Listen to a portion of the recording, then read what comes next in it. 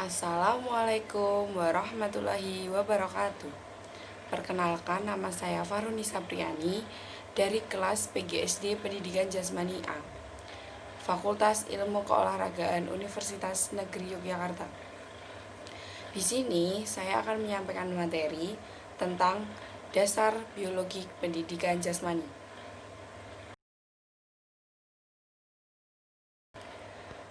Dasar biologi pendidikan jasmani memiliki beberapa sistem. 1. Sistem kerangka. Sistem kerangka mempunyai fungsi yaitu untuk membentuk tubuh manusia, melindungi organ-organ tubuh yang vital, merekatnya otot-otot tubuh. Ada 3 jenis sendi, yaitu sendi yang sedikit dapat gerak, 2. Sendi yang dapat gerak, 3. Sendi yang dapat bergerak bebas. Beberapa gerakan penting yang perlu diketahui guru penjas adalah fleksi atau membungkuk, gerak yang memperkecil sudut dari 2 tulang. 2. Ekstensi atau meluruskan, gerak yang memperbesar sudut dari 2 tulang. 3. Abduksi, yaitu gerak yang menjauhi garis tengah tubuh. Dan 4. Aduksi, yaitu gerak yang mendekati garis tengah tubuh. Sistem kerangka juga bisa disebut alat gerak pasif.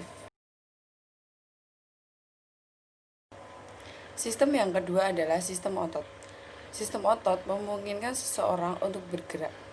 Otot berfungsi untuk gerak, memberi bentuk, menghasilkan panas, bernafas, peredaran darah. Ada 3 jenis otot, yaitu otot kerangka, otot jantung, dan otot licin.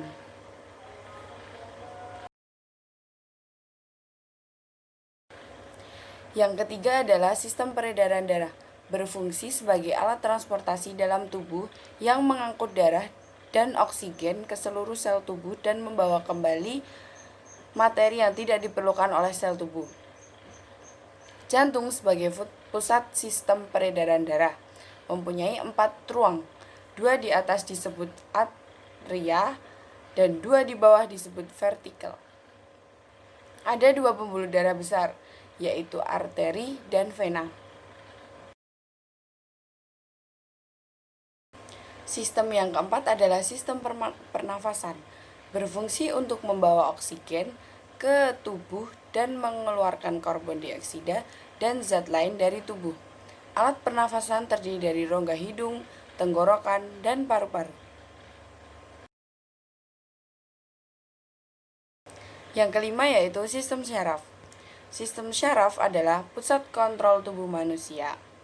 Sistem syaraf terdiri dari otak, sumsum tulang belakang, dan syaraf dari otak. Unit dasar dari sistem syaraf adalah sel syaraf atau neuron. Ada 3 jenis, yaitu neuron indera, neuron gerak, dan neuron tengah.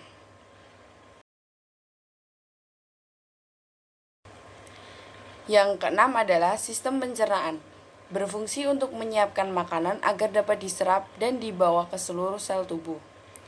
Alat pencernaan yang terdiri dari mulut, gigi, lidah, kerongkongan, lambung, usus halus, usus besar, dan berbagai enzim untuk dapat menghancurkan atau menghaluskan makanan baik secara fisik maupun kimiawi. Yang ketujuh adalah sistem pembuangan. Sistem pembuangan yaitu bahan yang tidak berguna seperti sisa pembakaran di dalam tubuh harus dibuang melalui sistem pembuangan. Pembuangan ini melalui beberapa alat, yaitu paru-paru, kelenjar keringat, buah pinggang atau ginjal, dan limpa. Yang kedelapan adalah sistem endokrin. Ada 2 jenis kelenjar dalam tubuh, yaitu kelenjar dengan pembuluh dan kelenjar tanpa pembuluh. Kelenjar tanpa pembuluh ini disebut kelenjar endokrin yang menghasilkan zat atau hormon yang langsung diserap di dalam peredaran darah yang berpengaruh terhadap pertumbuhan, perkembangan, dan fungsi tubuh. Yang kesembilan yaitu sistem reproduksi. Sistem ini sebagai sarana perkembangbiakan pada manusia yang terdiri dari laki-laki dan wanita. Organ kelamin laki-laki bersatu dengan kelamin wanita atau bertemunya sperma dengan sel telur dalam rahim yang menghasilkan manusia baru. Tingkat pertumbuhan jasmani dan gerak dibagi menjadi beberapa masa, yaitu 1. Masa bayi, 2. Masa prasekolah, 3. Masa sekolah dasar, 4. Masa remaja, dan 5. Masa pasca remaja.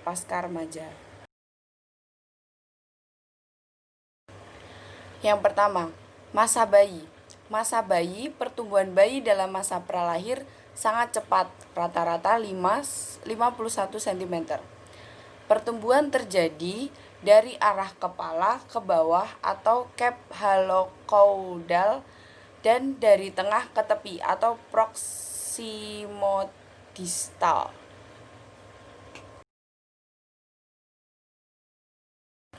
Yang kedua adalah masa prasekolah. Pada masa ini, anak telah mempunyai beberapa keterampilan, gerak seperti jalan, lari, lompat, memanjat, dan loncat. Keterampilan gerak ini memberi arti bagi pertumbuhan dan perkembangan jasmani, rohani, dan sosial dalam diri anak. Yang ketiga yaitu masa sekolah dasar. Penguasaan berbagai keterampilan dasar yang diperoleh pada masa ini akan berguna pada masa yang akan datang. Perkembangan sosial anak terjadi melalui aktivitas jasmani.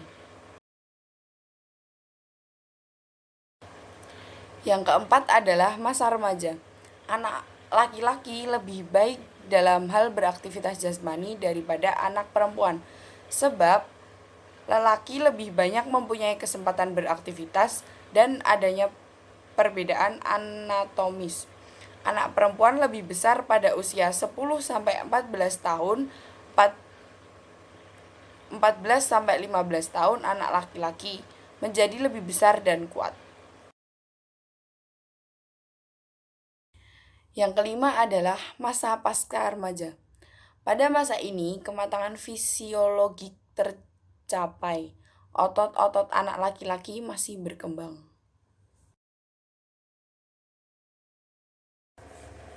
Perbedaan putra dan putri setelah melewati masa pubertas yaitu 1. Pinggul putri akan lebih lebar, 2. Putra akan lebih kuat, 3. Putri persendian pinggul lebih miring, 4.